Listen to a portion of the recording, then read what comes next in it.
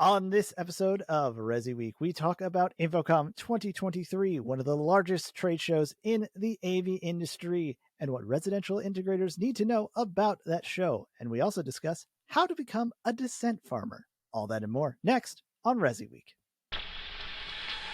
The network for the AV industry. What are you listening to? This is AV. This is AVNation. This is AVNation. We can't say the future without AI. I mean, there's no way around it. 50% of workers now believe AI is going to improve their experience. When I come into the meeting room, I need a way to incorporate my AI with what's going on in the meeting. It's almost a bring your own AI type of a concept. Most of what we do in our day-to-day is going to change significantly. Hear the latest AV trends and predictions in this episode of Crestron's Smarter Spaces podcast on your preferred podcast platform. This is ResiWeek, episode 385, Uncle Richie and Cousin Joe. Welcome to ResiWeek, your weekly wrap-up of all the latest news and information for the residential side of the AV industry. I am not Tim Albright, who is on PTO. I am not Matt Scott, who is on vacation. I am the leftovers, the producer of AVNation's shows. And the thing is, I'm not really, I've done this for about 4 years now. I would not consider myself an expert at all, which is why I have a panel of people who are amazing in this field, starting with Principal of Fregosa Design, co-host of our very own State of Control, all about programming, Rich Fregosa. Uncle Richie, how are you doing?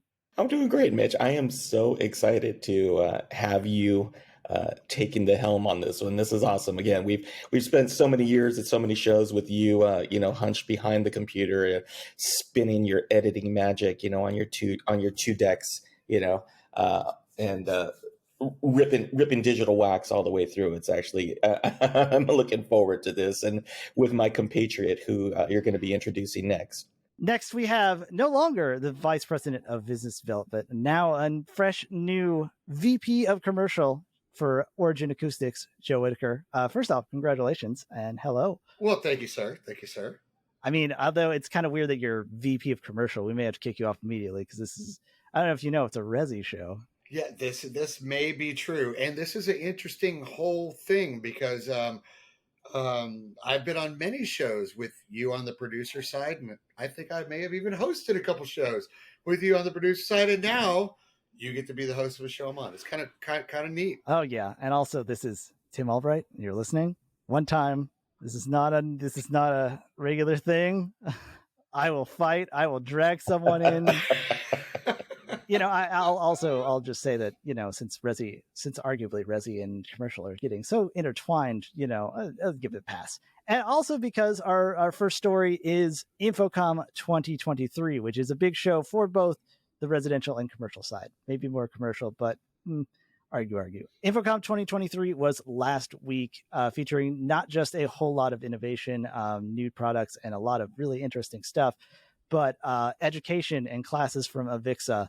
I do know that Steve Greenblatt, host of State of Control, had his own show or class with Brittany DeCesare from Control Concepts, which sounded really neat. And I wish I could have gone. I was stuck here in St. Louis, but I lived vicariously through a lot of the footage that we got and got to see some really neat things through that. According to the numbers, which we only got a couple of hours ago, so we're lucky in that thing, there are 29,000 attendees that they verified. A third of them were actually first time. I want to say 37%. So I think that's a really good way to say that there's some growth there. But you guys were on the show floor. So I guess I'll just start off was there anything cool that you guys saw that just straight up blew you away, regardless of what camp they come from? Well, I've already decided I've got the name for the show since I'm Uncle Richie and you're going to be Cousin Cotton Eye Joe. So it's Uncle Richie and Cousin Joe spinning the yarns. Yeah. This, and I think Joe, you're going to agree. It's that this was another evolution, not a revolution kind of show, where we saw existing technologies, the refinements. We've seen more of the move towards software. We're seeing more and more software codecs. We're seeing more and more software DSPs. We're seeing more and more software solutions. Two companies who were dealing with software based AV over IP solutions. I mean, it was the first time that I saw it that they went, we're going to put this on a NUC. They virtualized the video over IP, and I went, that's the next step. We've now seen, we had the original point to point. We had copper to copper for 15 years. Then we moved over to AV over IP with actual boxes. We are now virtualizing that process again. So, we're seeing those iterative steps over a 5-year period. A big thing that I noticed really for the show, and we were talking about this earlier before we were recording, is that I had the luxury of attending 4 shows in one calendar year. So we had delayed ISE, we had InfoComm, regular ISE, and now InfoComm again. So during the course of a calendar year, the biggest thing that I've seen is the return of people to the show. Just right there, roughly 30,000 attendees. But the big thing that I noticed, and we were talking about earlier, is it wasn't just necessarily management. Like InfoComm of, 21? You saw basically decision makers were the only ones who were making it, trying to make it to meetings, trying to discuss business, no techs, and again, slight little virus kind of changed things around. 22, we saw the return. It was still mostly, I felt, kind of a business first meeting where you'd sit down, you'd kind of hammer out the deals that you needed to for the year, but there wasn't necessarily that going through the booths and the trade show feel where you're bringing your technician, you're bringing your team, you're bringing those first-time attendees. And from the numbers that you just said, that 30% first-time attendees, that tracks. That definitely tracks. This was the first time in 5 years that I did not cover the show for media. I actually got to put my consultant cap on, and I got to spend just 2 days walking the aisles, going to each booth, meeting with manufacturers, meeting with other integrators, just getting the opportunity to get a feel for the industry and the people. And one of the things that I really noticed was that the attendance of employees of companies, and this is large companies and small companies, where I'd see 2, 3, 4, 5 person operations working their way through. And they were, what I like about the virtualization of the software is it's leveling the playing field. You don't necessarily have to be deeply invested in deep pockets into hardware with a lot of software solutions that are out there that allow smaller companies to be a little bit more nimble to work their way into projects, where before, unless you had basically a giant warehouse that you could house everything that you needed, that was kind of interesting. But we'll get into Joe's part, in his transition. But what about the show floor itself from the manufacturer side? Whoa! So to me, it was an interesting show. If you look at it's starting to show a very unique intersection of commercial and residential. From the point of, I did bump into you, Richie, which is always amazing seeing you, and then saw one of my good friends, Sean LeMay, who is strictly residential and now doing Zoom rooms in houses, right? He's blending corporate environment into residential environment. And then all the way from you talking about, Uncle Richie and Cousin Joe, and I got to see Daryl, the CEO of Cedia, and his other brother, Daryl, Mr. Labuscus, and his other brother, Daryl, Mr. Blackman, all under one roof, right? So you had Daryl and his other brother, Daryl, and his other brother, Daryl. Old TV quote there for those of you who don't know it, but it was like the blending of all people under one roof. From the manufacturer side, obviously it was like, Origin Acoustics first go really at a commercial show. And we did it with partners like, Crestron and others.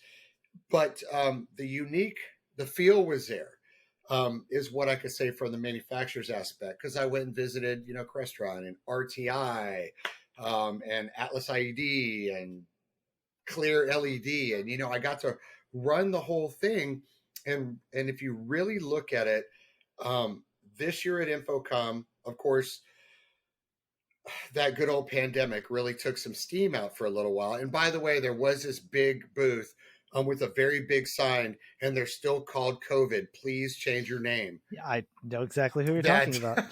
I was like, no, there's no COVID on this floor. But I really got to see something I haven't seen in a while, which I call the rule of 5. It's 5 years for anything commercial or European to hit the U.S. residential market, or another 5 years for it to hit the Midwest.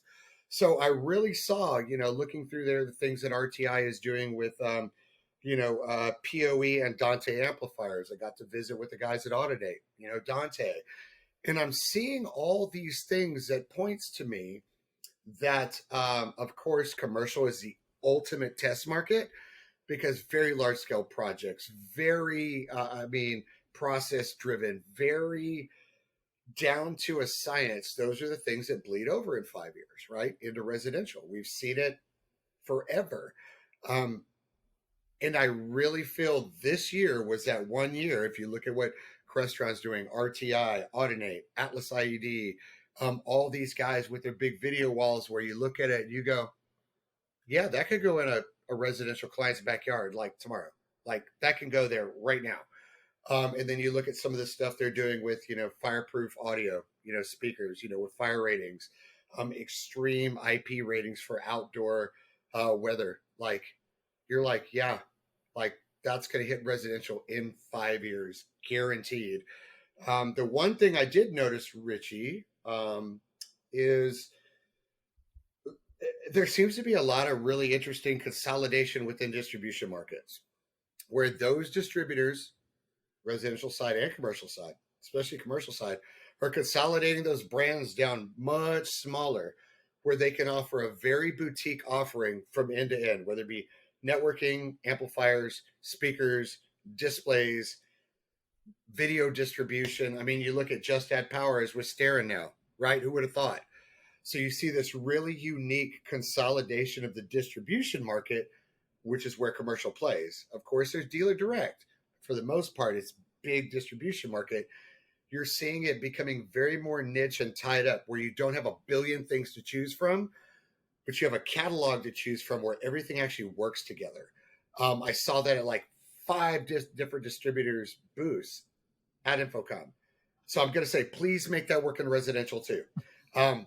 Choose a tight-knit catalog so that one distributor can give an entire solution from bottom to top for the integration market in residential, because it's happening in commercial, and from what I see, it's working.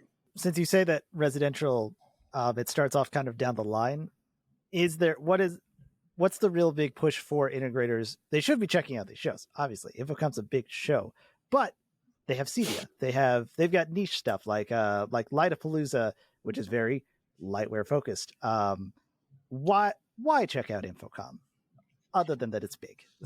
Well, two-part. It was interesting. I had a chance to sit down with, and unfortunately Joe couldn't make it because he's just too highfalutin right now. He couldn't flatland with us, but I had a chance to sit down with friends that I've known for 25 years, that I hadn't had a chance to see in a while. And we were talking about how when we started in residential, we had taken commercial principles and we had applied it to the residential consulting model, which at the time, 25 years ago in Resi, it was the Wild West. You were cowboys. You just, again, that's where the trunk slamming, adage came from. But one of the things that we've always tried to promote is that there's nothing wrong with good practices. There's nothing wrong with taking a documentation heavy approach. And for whatever reason in residential, because of the way that some people approach residential, some people, they get into the market, they don't necessarily get down to process. If nothing else, what I've always felt that a residential integrator needs to focus on is taking that book from commercial about process. And that's what AVIXA does. You should be able to take a CTS test.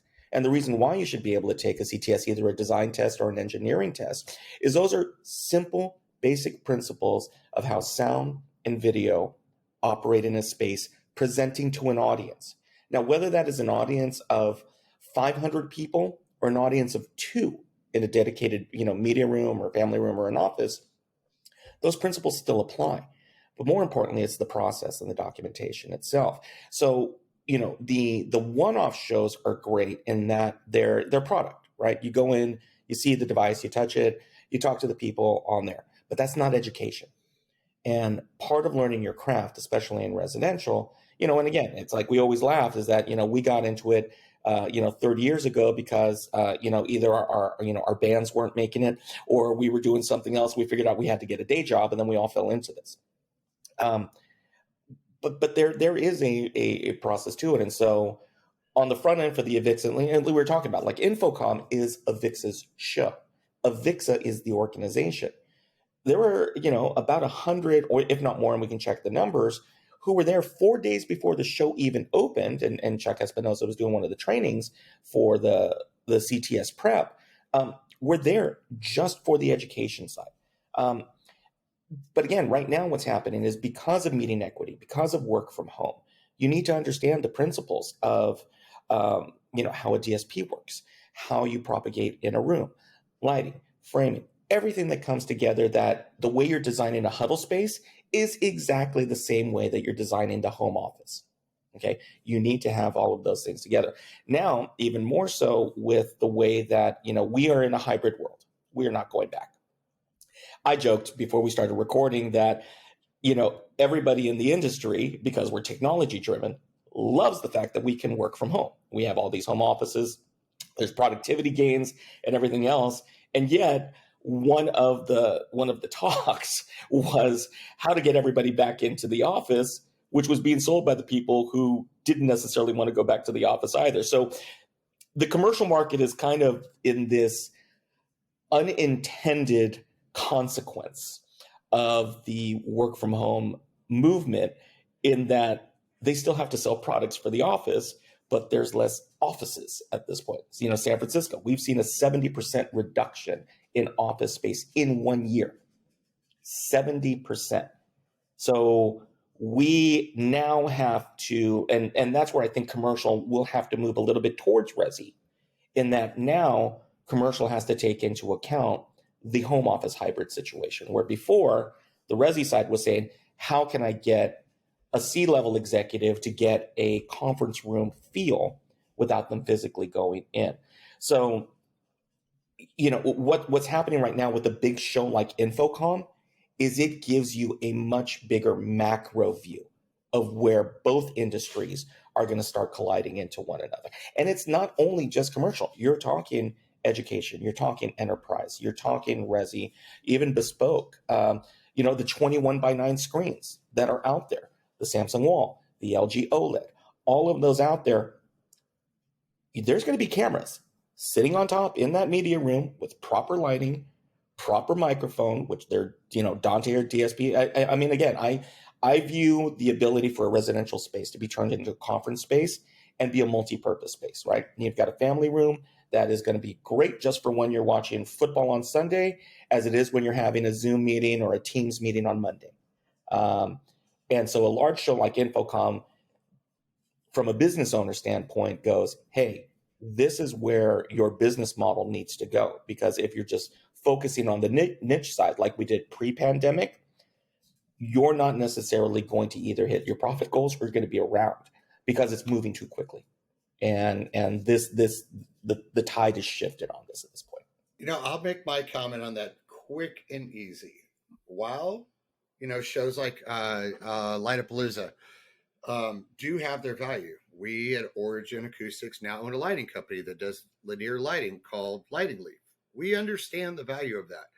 But in technology, the old adage is the best.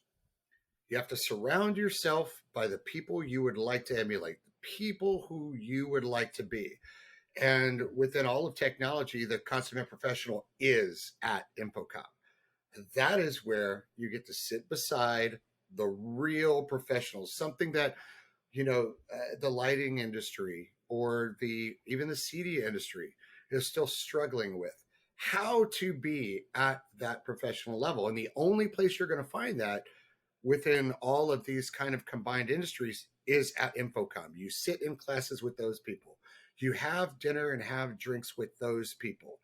You have to emulate who you would like to be like And that is the only show where they're all at. Now, I will say, yes, at ISE, Richie, you know too, we've been there. There are a lot of them there. But the true concentration of them is at InfoComm, hands down. That's where you go to one up your game, especially if you're residential. That's where you go to learn all the things Richie just talked about. The professionalism, proper documentation, process management, all of that stuff. If you want to be the best of the best, you go find that at InfoComm and you rub elbows with those guys. That's why you saw, some CEDIA board members there and CEDIA CEO there. That is where the professional meets. And it will bleed down. Like, don't get me wrong, all you guys listen to ResiWeek, it will bleed down heavily into residential, but it all starts with those larger companies. The suit and tie guys. That's not me, of course. Most of you know me, but that's where it all happens. So the big reason for InfoComm, especially for the Resi guy, is that's where you one up your game for sure. I'm going to call out one of our friends who was a perfect example of this. Heather Sidorowitz was at the show. 30 years ago, her dad's shop was a TV shop, right? First person I saw. Successfully transitioned their model from a Resi model to that commercial model and is doing fantastic commercial work.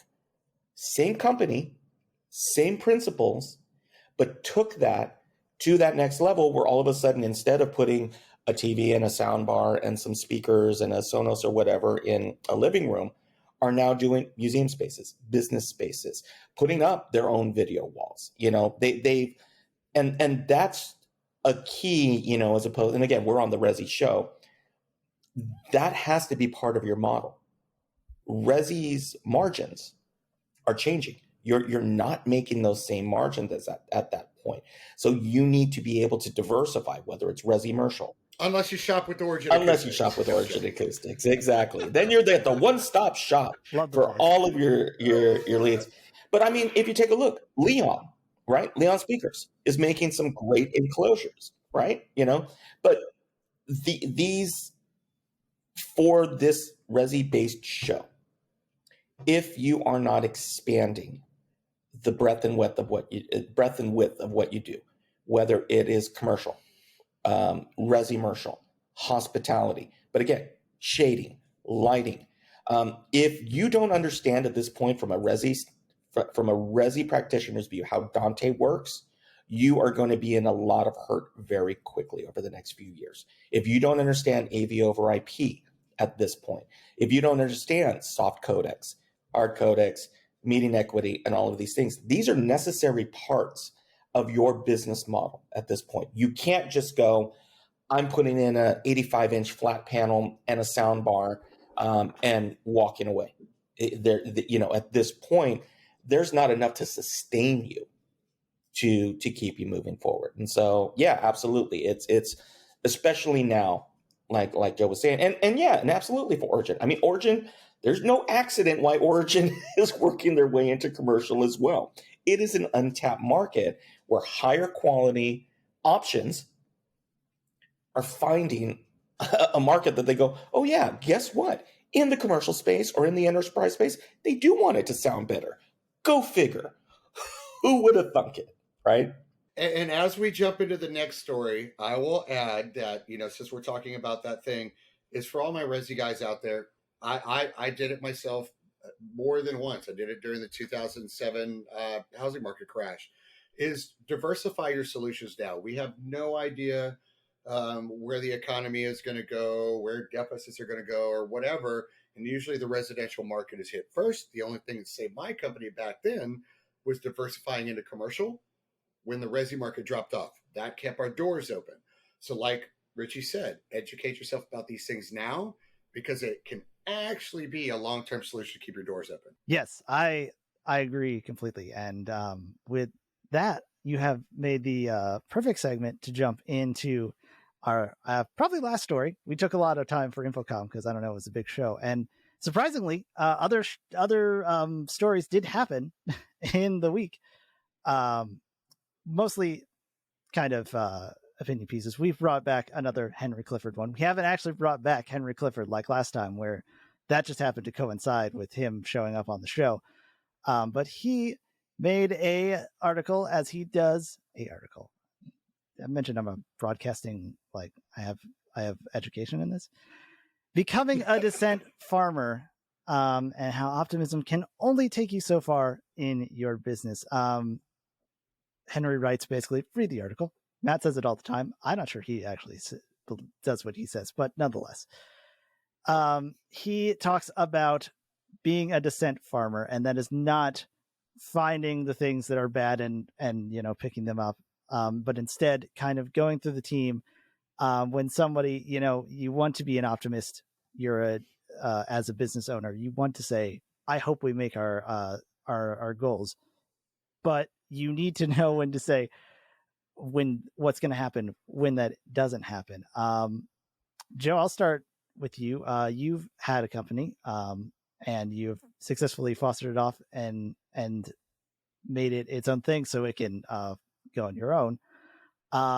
How do you balance that? How do you balance the optimism of we're a company and we can do stuff between, oh God, I got to get all this, all this stuff is in the way and this thing can happen and what could, how do you do that without cracking? Oh, sorry. So I do it even today with Nick, although we have a different term for it. But with my old company, once a month, and I recommend everybody do this every 30 days. Keep track of the news, keep track of economies, all that kind of stuff. But once a month, you need to have when shit happens meeting. That's what my meeting was.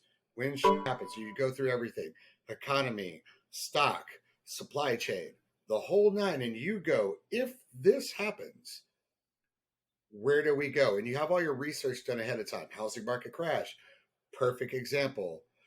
The pandemic, horrible example, because nobody was prepared for that. So you have to have a moment of clarity where you look at when things go wrong, what do I do? You have to have that there. Like, you cannot succeed long term without a backup plan. You always have to have a stage two, whether it go from, okay, we're just going to like power wash houses now. Has nothing to do with technology, but you got to have a backup plan. You got to keep all the people that work for you's families fed. You got to keep the doors open, the lights on, etc.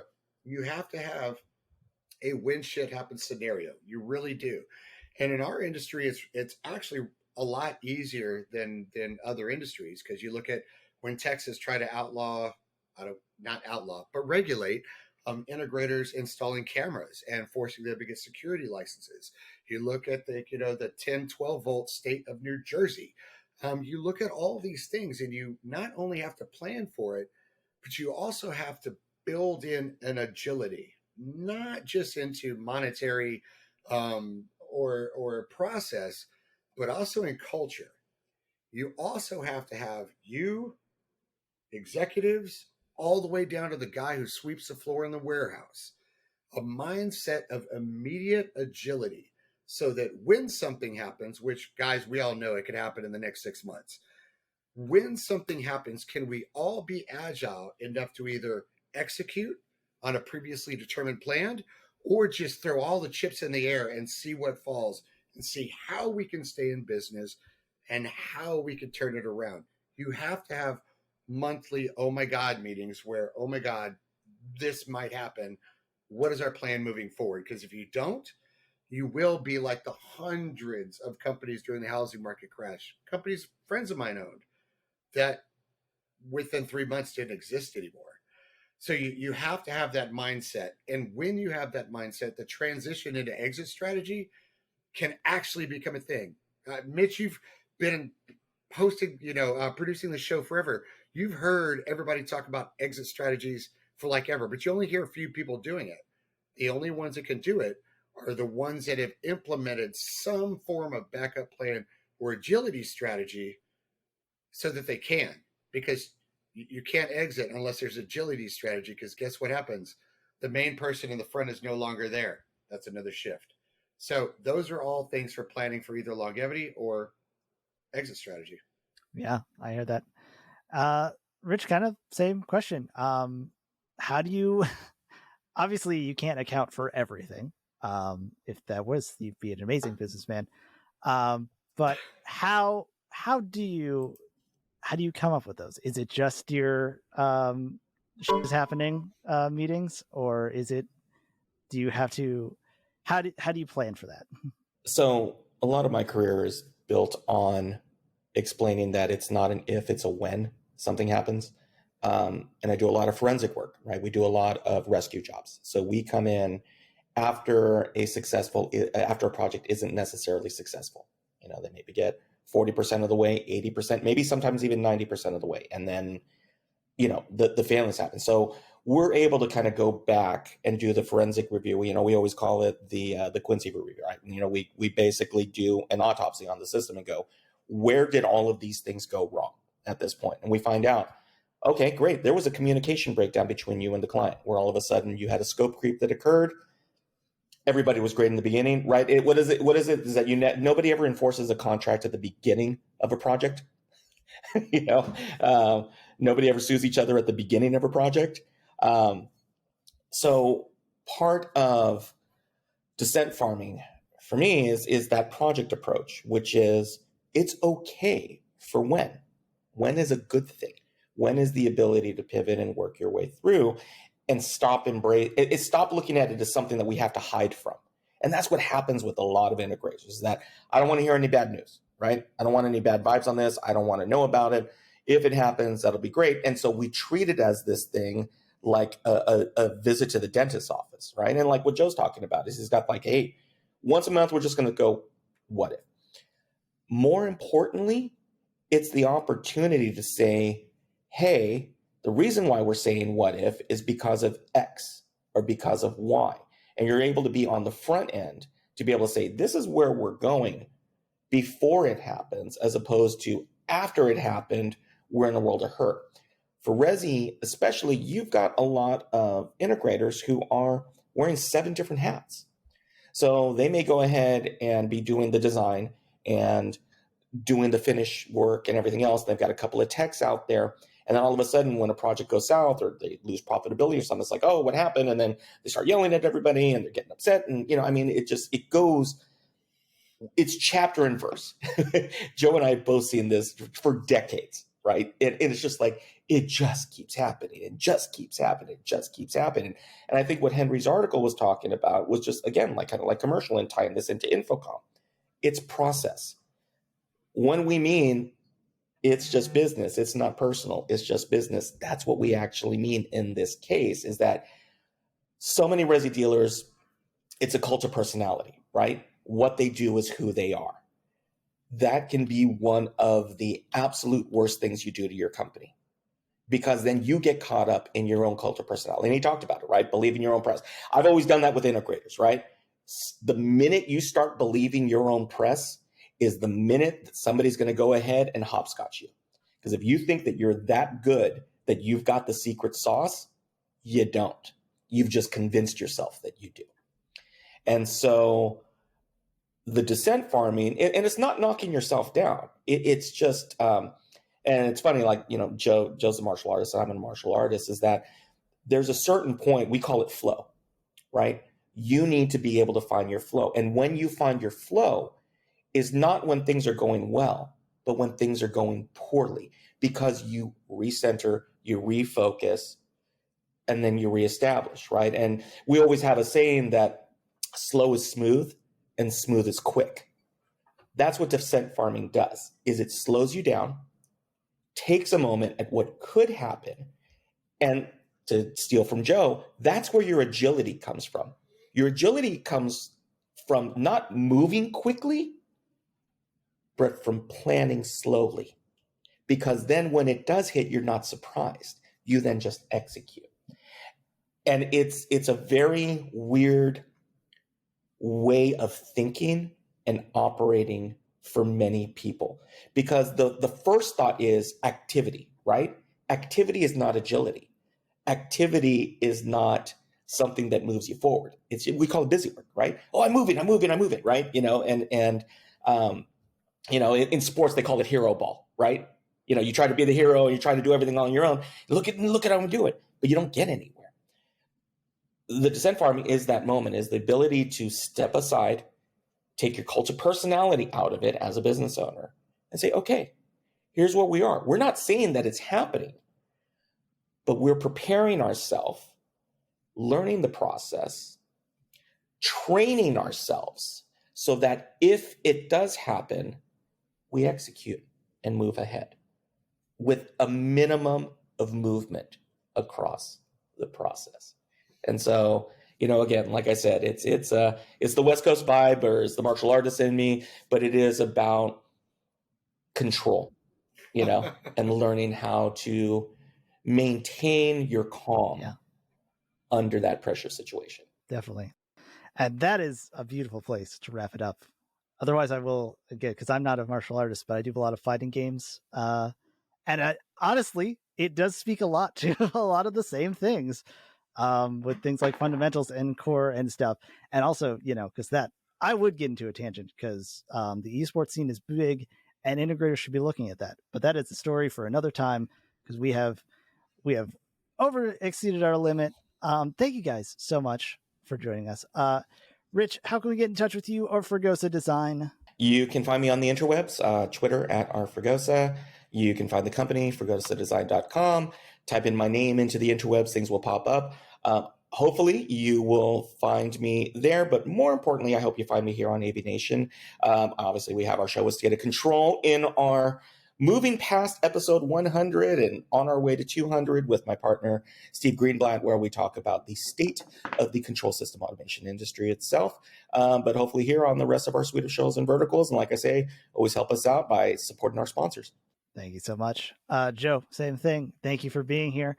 How can we get in touch with you or Origin Acoustics? You know me. I just email me directly, joe@originacoustics.com, or you can find me all over the good old web at Joe Whitaker. You'll see this ugly mug. You'll know it's me. And you can drop me info, ask me questions, give me product ideas, whatever you got coming. If it's on your mind and you think I should hear it, just send it my way. Is it really just you're the only Joe, or did you take the other guys? No, I am the only Joe. We do have two Kyles. So if there is ever another Joe that comes along, he gets to be Joe number 2, just like we have a Kyle number 2. So he will be, he'll probably be Joe number 2 at originacoustics.com. I'm of the Clancy Brown, there can be only one kind of situation, but yeah, me too. I feel like that. And then I can just be, the alternate, like I said, Cousin Joe's showing up. Yeah. Cousin Joe. I'm Mitchell. Don't follow me on the socials. I'll take that from Tim because I'm not part of the AV industry. If you want to see stuff like fun art and writing things, that's more the line. Instead, I will take Richie's cue and say, check out our underwriters. Check out our shows like State of Control, like AVIXA and ResiWeek.